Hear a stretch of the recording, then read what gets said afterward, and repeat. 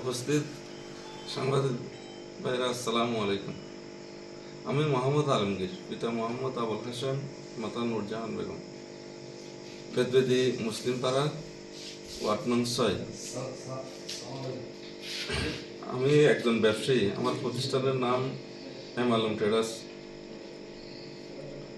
বিগত 1 আগস্ট 2024 তারিখে স্বাক্ষরিত বাংলাদেশ আওয়ামী যুবলীগ দলীয় পেড়ে রাঙামাটি পৌরসভার 6 নং ওয়ার্ডের কমিটির ঘোষণা করে। উক্ত কমিটিতে আমাকে ওয়ার্ড যুবলীগের সভাপতি হিসেবে নাম অন্তর্ভুক্ত করা হয়।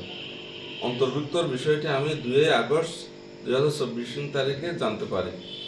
পরবর্তীতে উক্ত কমিটি হতে আমার নাম বাদ দেওয়ার ব্যাপারে অভিযোগ আকারে দিব সেই পরিস্থিতি ছিল না।